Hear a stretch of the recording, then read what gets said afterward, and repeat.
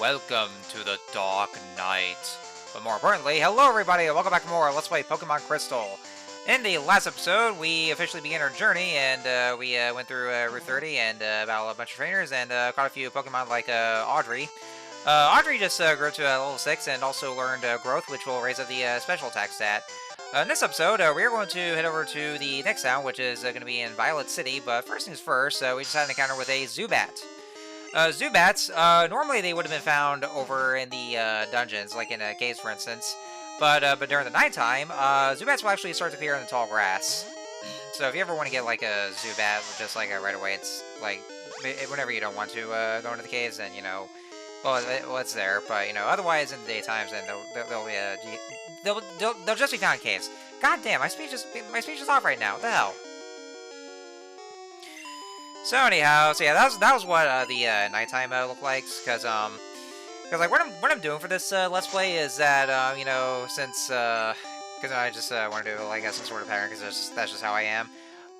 Each video will just let's go from morning to midday and then to night. So like episode 1 was morning, episode 2 was midday, and then this episode, which is episode 3, is just a nighttime, and then I'll just go on a pattern, because that's just what I actually want to do, because it's just kind of the way I like to do things, just for the sake of just making it a little interesting here. But yes, what I was about to say for growth, growth will raise up the special attack stat whenever Pokemon uses it. Now, actually, there's something I really wanted to get into for one kind of change for this generation. But first and foremost, I want to go ahead and just introduce ourselves into Violet City that we're about to go to. So let's head out over through the gate, and here we are, Violet City. Da, da, da, da, da. Ah, man, I was about to sing the tune, and then past me just went to the Pokemon Center, which of course I was trying to hum that because it's definitely a very memorable track right here. Because Gen 2 has such a great soundtrack, like one of my favorite Pokemon soundtracks in the franchise, next to Gen 5 soundtrack, which also is real amazing. This guy's saying that, let's see, 3 years ago, which is which is when Red and Blue took place, Team Rocket was causing trouble, but they've already broken up by us, of course, in that playthrough. So yeah, Team Rocket's finished, so we should have nothing to worry about. Anyhow, so oh yeah, and one thing I didn't even go and show this off. If you go upstairs here, this is where the Pokemon Cable Club is. So this is actually where you get to do the local trading or battling. It only works for like if you have a link cable or you have anybody with you. Well, good luck with that. But if you're looking to have a link cable to connect with the two games, then you can just use those to trade Pokemon and battling together just by linking them up. So anyway, so I'm gonna go ahead and just get this out of the way real quick before I keep interrupting myself. So like when I was talking about the special attack stat, yeah, I did mention the special attack stat because remember back in Gen 1, there was the special stat. However, starting with Gen 2, they actually split into two separate stats, where we now have the special attack and special defense. So basically, like for any kind of a move that's special based, well, actually, I'm saying like for each type that has all their moves for being like a physical or special only depending on type. Because I'm saying this since like this is generation before the physical special split in Gen 4, which of course is something a lot to talk about once I get to doing a Let's Play of Gen 4 about like years from now. But anyways, so yeah, whichever special move you use against the Pokemon itself, then if it's like a special, then it'll just take like the damage from the special kind of stat. And same thing with and it goes for same thing for physical attacks against the physical defense for Pokemon. But yeah, because of the split in this generation, then this kind of makes like some Pokemon more powerful and maybe some of them nerfed. Like say for instance, you remember how Psychic types were so broken back in Gen 1 because of their high special attack stats, such as Alakazam, for instance? Well, because of the split, then this actually made the whole thing like a lot more balanced and probably not as broken. I mean, don't get me wrong, Psychic types are still relatively good in these later generations after Gen 1, but because of the split, then that gives it a little bit of a nerf. But, overall, it makes them a lot more balanced, so, without going into any further detail. So, Anyway, that was the training school that I just entered. It's basically there to just serve as some tutorials because much like Cherry City, Violet City is also like it's still considered to be a tutorial-based town where you can go to the this Pokemon Academy and then you just learn about some some some time matchups. Or if you look at the blackboard that's right behind Earl, the teacher, it'll tell you the stats conditions. Like there's poison, sleep, burn, and the frozen status, and also paralysis. Pretty much about like all the ones I could ever come up with here. So like once we see the infliction status that our Pokemon that has ever gone to, like that's affected to, then that's what I'll just talk more things about the status. And so if we head over this way, like one of the exits to Violet City, we're here, Route 36. I actually want to show this off because we'll see there's this girl saying that there's a knot tree that's blocking the way, which we'll probably see hopefully a little later.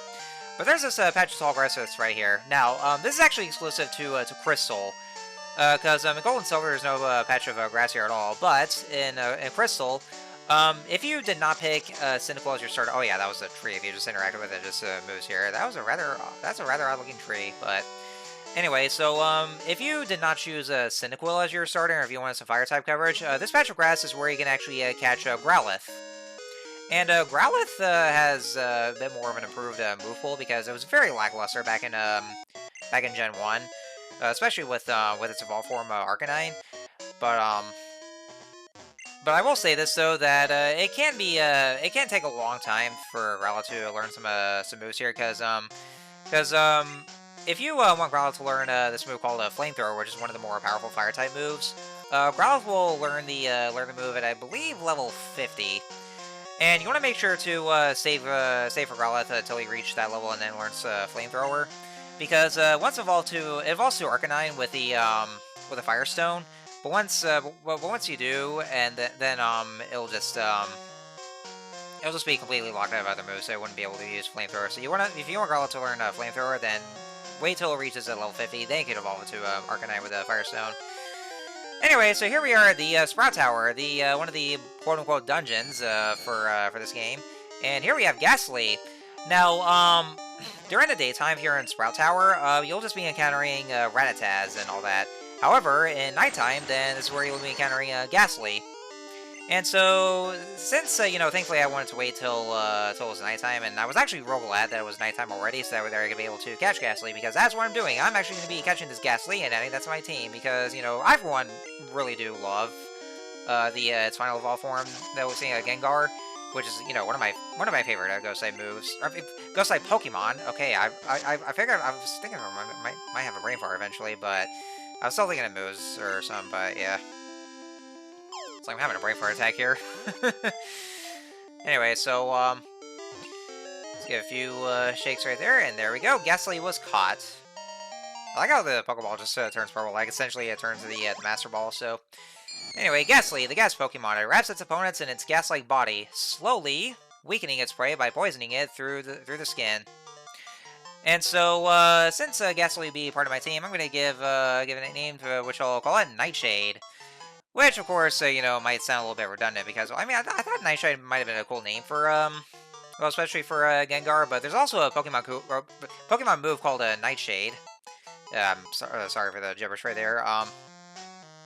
So it's like, if I were to use Nightshade, then it's like, Nightshade, use Nightshade! And I also did some off-screen grinding until Nightshade went up to level 5.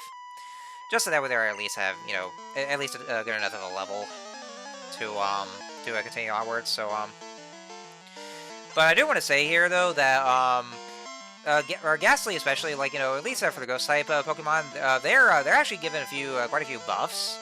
Because back in Gen 1, their only Ghost-type moves are either Lick and Nightshade, but Nightshade doesn't even take like Ghost-type kind of damage. Only Lick does, and Lick is has very, very low power. But it does occasionally cause a Pokemon to get paralyzed, like for instance right here. Which what happens is that if a Pokemon's paralyzed, then that lowers the speed stat a bit, and so to the point where that your non-paralyzed opponent will usually go first. And then, you know, sometimes it'll move, and then there'll be occasions that it won't move at all, and say it's too paralyzed to move. So, so that's, you know, one thing to keep in mind for. And look at that, lots of experience to gain here. But yeah, because of that, then Ghost types in Gen 1 were relatively useless, and there was only one line, which is a Gastly line. But however, in starting with Gen 2, then Ghost type Pokemon are given a few more Ghost type moves, like Shadow Ball, for instance. Which, by the way, I love Shadow Ball, and we'll be getting that move a little later on in one of the later gyms. But for now, we only have Lick, so that's only like the kind of a Ghost type coverage. Lick is the only kind of a move back in Gen 1 that's actually takes a Ghost type damage, especially for, like, you know, if you use like the same move that's the same type as the Pokemon itself, then you get what's called the same type attack bonus. So that's you know, always helpful in that instance. Yeah, my voice is getting a little hoarse right now for some reason.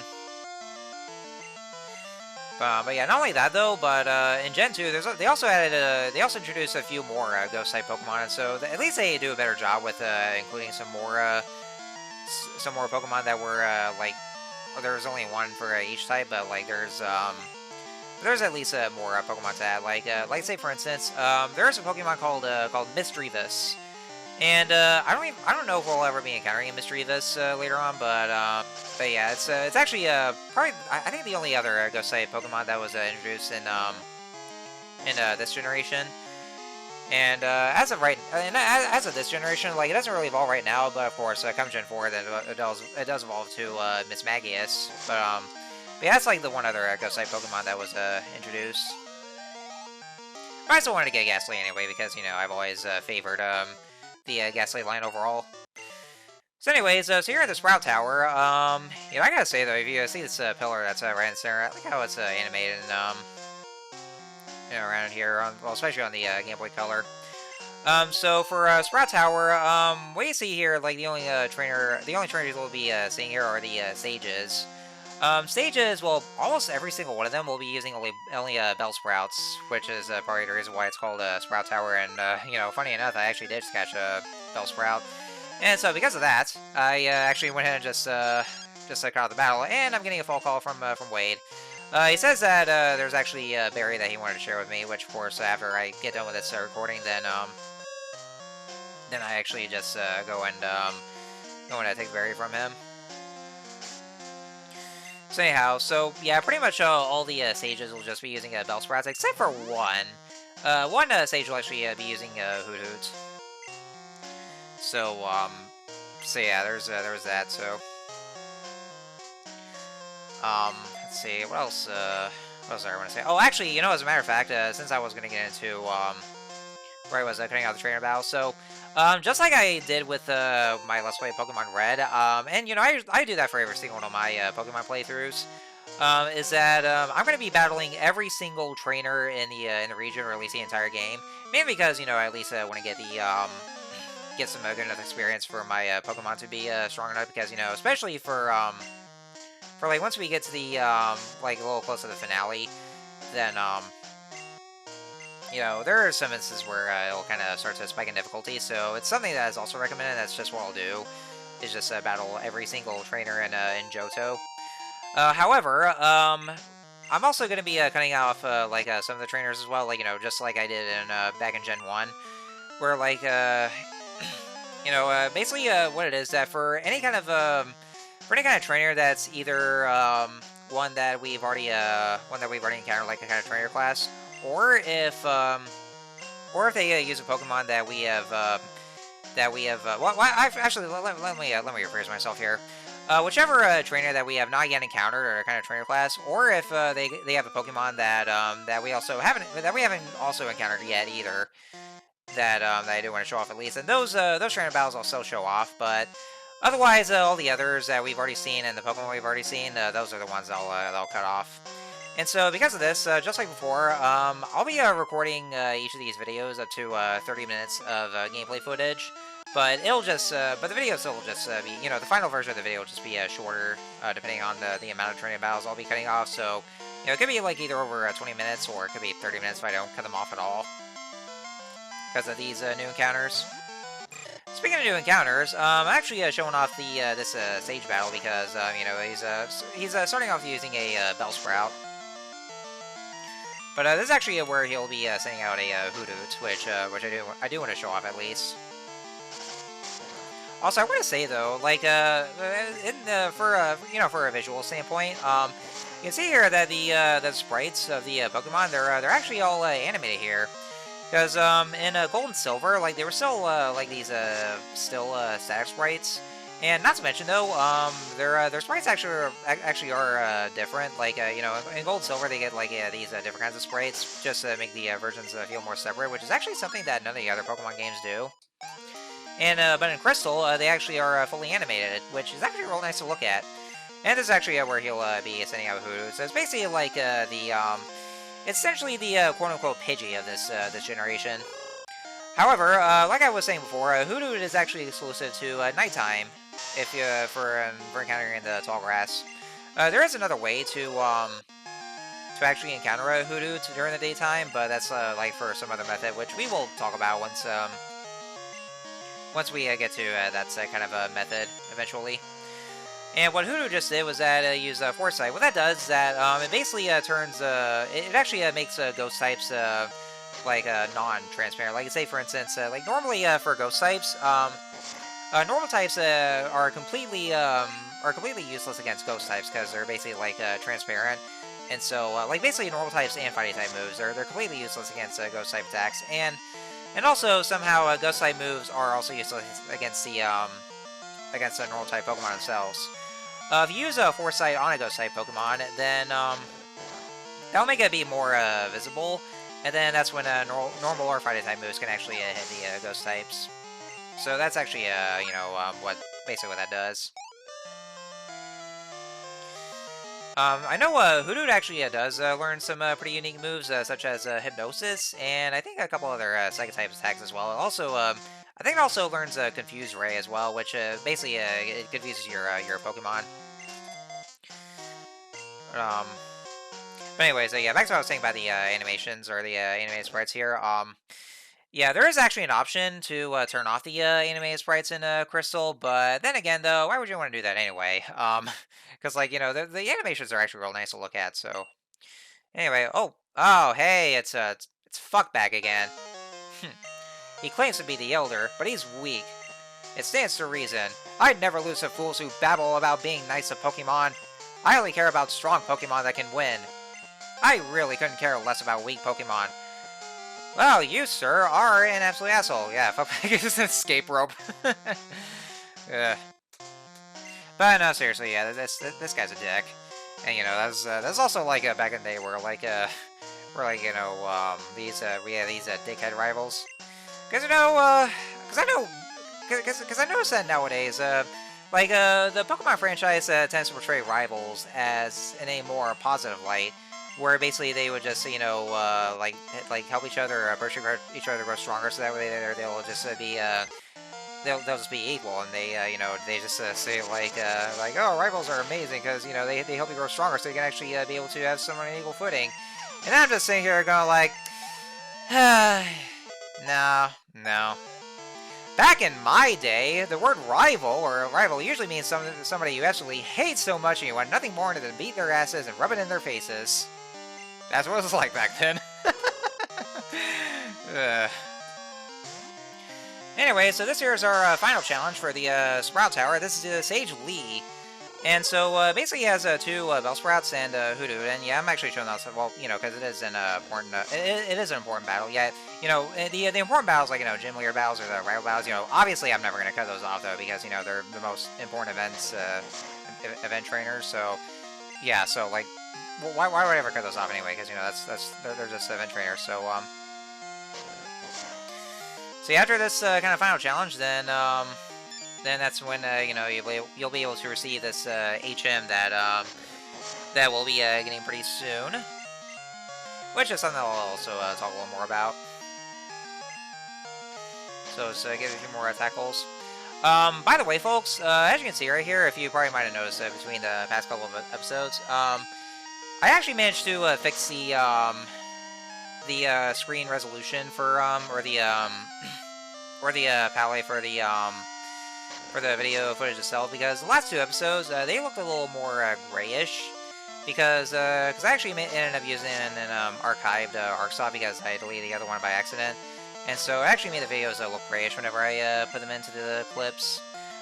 So what I did was that I actually went ahead and reinstalled everything on my Hotpot, because the ArcSoft actually does support the Hotpot disk, and so I managed to update everything, and so I actually managed to get the old ArcSoft back with the old files I had, and so they actually managed to get rid of the grayish kind of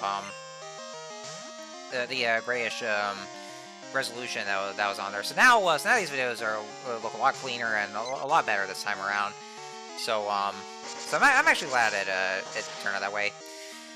And so I don't think I ever did see this, but Pidgey just learned Guts, and yeah, it took a super effective damage since Guts is now a flying type attack. So that actually manages to get Pidgey a little more of a buff. Because Conspirators are a little stronger than Pidgey's back in Gen 1. So anyhow, yeah, that was what happened with Growth. As a matter of fact, in Gen 1, whenever you use Growth, that actually it does raise the special stat, and that's what makes the Pokemon a lot more game-breaking because of how broken that Gen 1 is. So anyway, we just received a HM05 Flash, and actually what I'm going to do is that I'm going to go and talk about like the differences between HMs and TMs. But I will say that HMs, as they always do, they suck, and thank God Gen 7 finally did away with those. So let's go ahead and use Escape Rope, Wonder Woman style here. And we're back outside. So, anyhow, so, let's see, back to what I was going to say here. Well, I'm going to close the end of the video anyway, so that's why I'm just using the Pokemon Center. So, but yeah, what that HM contained was Flash, and so, like, what I'll say for HMs is that we normally can use those outside of battle, but we need a specific gym badge to be able to do so, and so we need the gym badge for Violet City in order to do that. Flash is a move that lowers the opponent's accuracy, and as an HM, well, I hate how it's an HM, because, it makes you just waste of space here, so. Anyhow, so I believe that should do it for this video. So, speaking of gym challenges, next time Let's Play Pokemon Crystal, we are going to head into the Violet City Pokemon Gym and challenge the gym leader and get our first badge. So, I will see you guys next time.